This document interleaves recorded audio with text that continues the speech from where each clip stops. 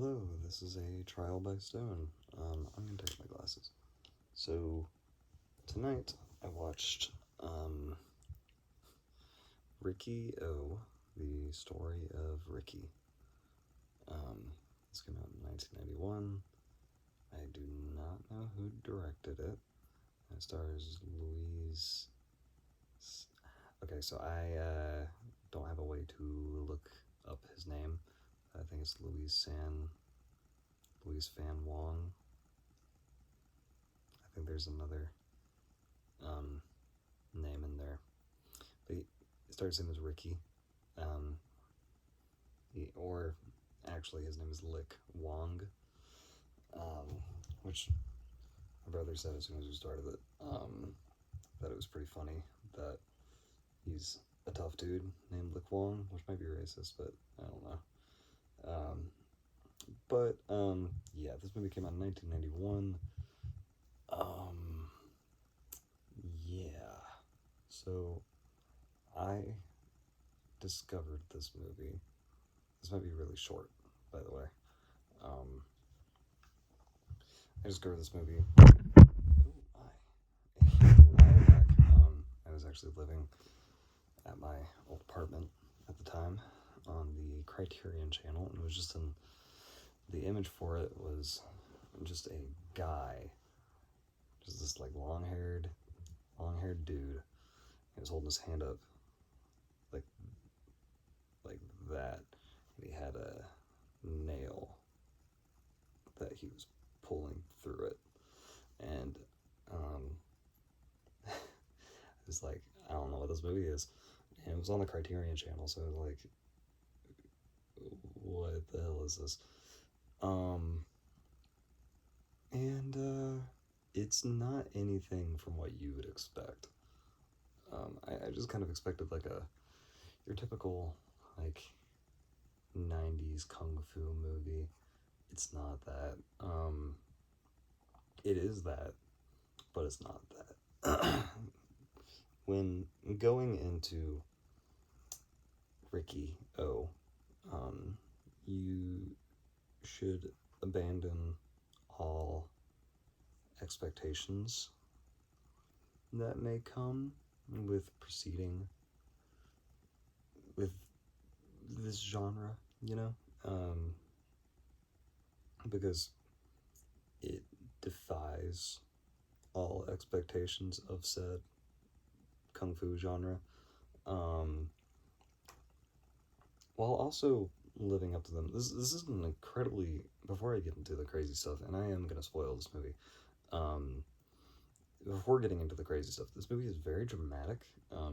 I think I watched a behind the scenes video, also on the Criterion channel, and you can watch this right now on the Criterion channel. It is currently the only place it's streaming as far as I'm aware. I was able to find, I've seen this now 3 times, and I freaking loved it the first 2, but I was able to find a Blu-ray on Amazon of Riki-Oh, the story of Riki, but I believe it's a Region B Blu-ray, so it only works on region-free Blu-ray players. But yeah. So like, there are ways to watch it, but the only place it's currently streaming is the Criterion channel. But yeah. So I watched a video also on the Criterion channel. I think it's like the only extra about it. And it's just a few filmmakers, and I watched this like when I was at the apartment. This maybe 2 years ago. Now,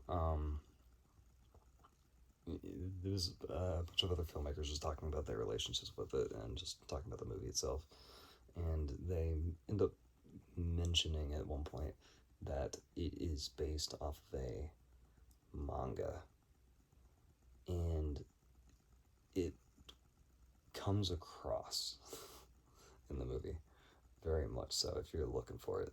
Like, it is very dramatic. My man Ricky will go outside, freaking screaming in the rain and jumping and doing kung fu and cursing God, and he'll stop in the middle of a showdown between one of his enemies and just start dialoguing.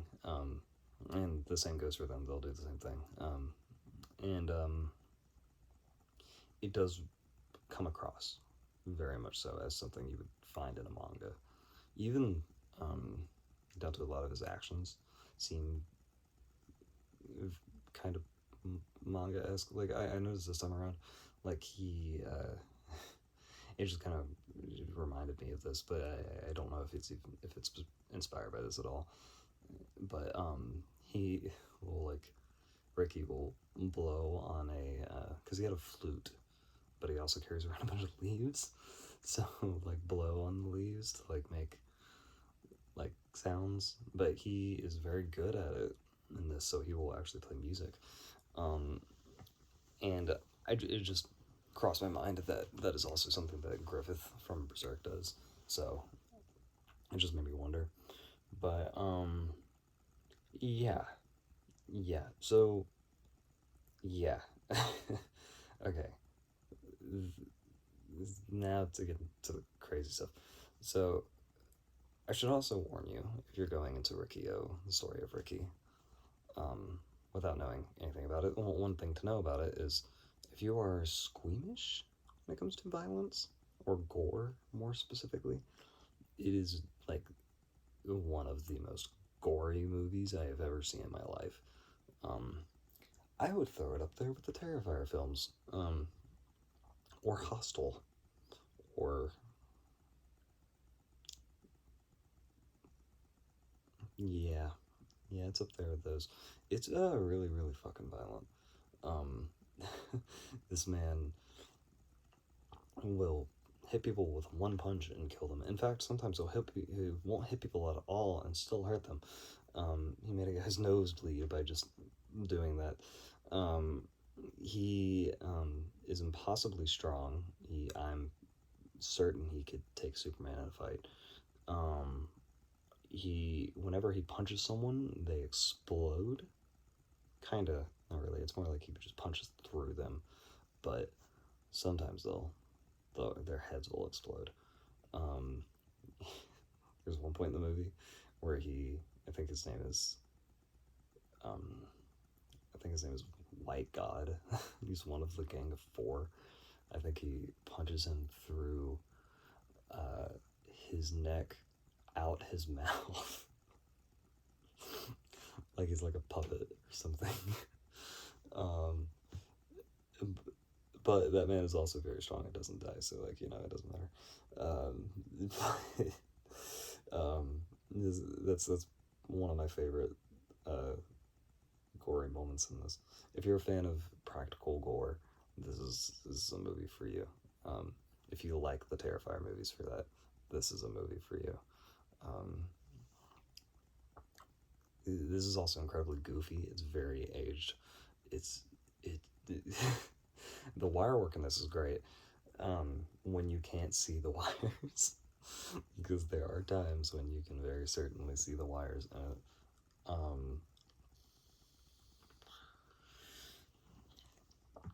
What else? So my main man, Ricky, or Lick Wong, again, so also to be noted, this movie is called Riki-Oh, the story of Ricky. Ricky is spelled Riki-Oh. So it's spelled RACKY -OH. The story of RIKI -OH. So you would assume that the main character's name is Ricky, or Riki-Oh, actually. And his name is Lick Wong. Why? I don't know. Does not explain. There are also apparently a few plot holes, but it doesn't matter. This movie's charming as hell. Riki-Oh is also incredibly charming. He's kind of a little goofball, especially when you see him before he was like a crazy martial artist dude locked away in this prison. Also, I should say this movie. Okay, so the plot of this is basically like Ricky, Lick Wong, gets sent to this prison, right? And it's set in 2001 AD, not related to the comic book publisher. Um, and in this dystopia, prisons are now privatized, similar to car parks, it says in the opening crawl, because it has an opening crawl.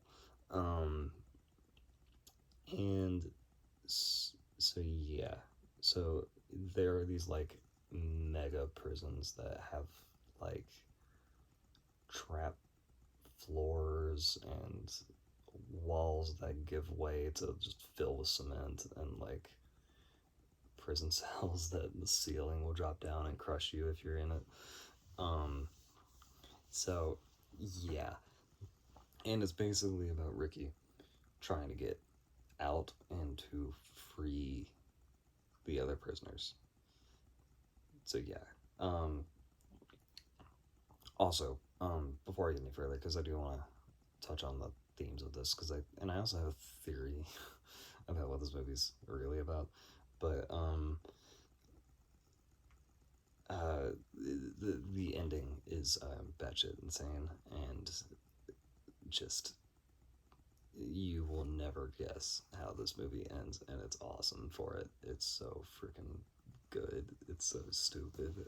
I love it so much. If you love a good goofy action movie that you can make fun of, have a good time, cut your brain off, and just enjoy the ride, this is that movie. Please, please watch it. I have nobody who has ever heard of this movie. It is so freaking fun. It's so good. So this movie also, I think, is kind of thematically rich. I mean, it has a pretty baseline conversation going on about like the prison system and stuff, and how greedy and kind of brutal it can be, and it even touches on, like, people getting locked away for, like, wrongful reasons, and then just being trampled on by the system. And I think it does a pretty good job of accentuating it.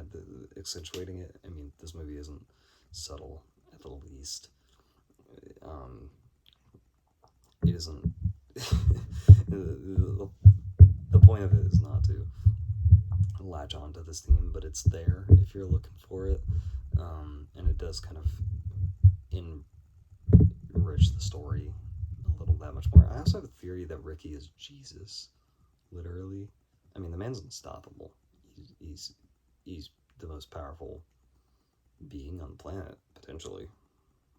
This is just me saying that. They'd never say that in the movie, but he is impossibly strong. He gets buried for 7 days. He comes back. At one point, the prisoners call him their savior. There's also a cross in the movie at one point. I think he's Jesus.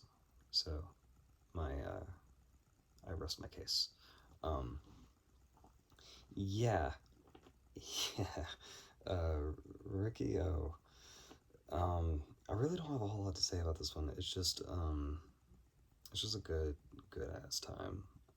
It's become one of my favorite movies. Genuinely, I've seen this now 3 times. This is one that I just want to show everybody, if I can. And oh, man, I cannot recommend watching it enough. It is so fun, and so gory. It's so gory, and the practical effects are pretty good too. It's got pretty good makeup, special effects. All the blood is practical. So this was before CGI, so you didn't have any CGI blood or anything. Or it's all real squibs, and pretty much every punch in the whole movie, like every time someone gets hit, there's always repercussions, which I like. You see something happened to them every single time. Like, even if he just gets hit in the cheek, now he has a bruise. Or if someone gets stepped on in the neck, now there's a mark. Every time someone gets hurt, you see the repercussions of that, which is cool. I don't think I've really seen that in any movie ever. Yeah, I just love this movie, man. It's kind of just my little movie that I know about that nobody else does. But I hope more people can know it, and I hope it can get more recognition because it's just the best thing ever. So easy recommendation from me, and yeah, and if you love this, me and you are best friends immediately. Or even if you watch this, same deal. Yeah, that is my review of Riki-Oh, the story of Riki. Yeah, this is a Trial of a Stone, and I will see you in the next one.